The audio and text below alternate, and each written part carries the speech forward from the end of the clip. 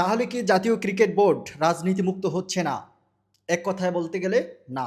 কারণ এর আগেও এই জাতীয় ক্রিকেট বোর্ডে যে রাজনীতি শুরু হয়েছিল, সেখানে কোনো দল তার নিজের পছন্দের ব্যক্তিদের বসিয়েছেন, কেউ বা আবার এনজিও মার্কা লোকদেরও বসিয়েছিলেন। গতকালকে জাতীয় ক্রিকেট বোর্ডের কমিটি ভেঙে দেওয়া হয় এবং সেখানে জাতীয় ক্রীড়া পরিষদ গঠন করে অ্যাডহক কমিটি, যেখানে প্রধান করা হয়েছে তামিম ইকবালকে। তামিম ইকবাল, ইতিমধ্যে আপনারা জানেন যে তামিম ইকবাল বিভিন্ন বিষয় নিয়ে একজন আলোচিত ক্রিকেটার ছিলেন। সেখান থেকে তিনি হঠাৎই বসেছেন ক্রিকেটের এই চেয়ারে। আর এটি নিয়েই শুরু হয় ব্যাপক আলোচনা সমালোচনা। কেউ বলছেন এই ক্রিকেট বোর্ড নিজেদের মন মতো করে এখানে পরিচালকদের বসিয়েছেন।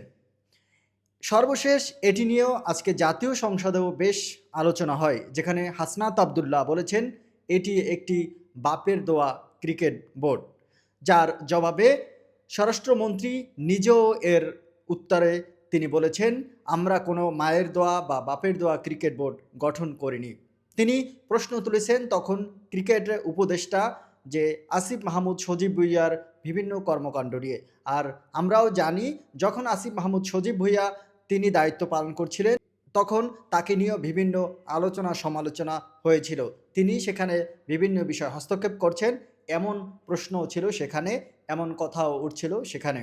অবশেষে ব্যাপক আলোচনা সমালোচনা এবং গুঞ্জন শেষে বর্তমান ক্রিকেট বোর্ডটি ভেঙে দেওয়া হয় এবং সেখানে অ্যাডহক কমিটি গঠন করা হয়, যে অ্যাডহক কমিটিতে তামিম ইকবালকে সভাপতি করে গঠন করা হয়েছে। সেখানে রয়েছেন ৩ জন মন্ত্রী, এমপিদের আত্মীয় স্বজন এবং একজন মন্ত্রী বা এমপির একজন স্ত্রীও রয়েছেন।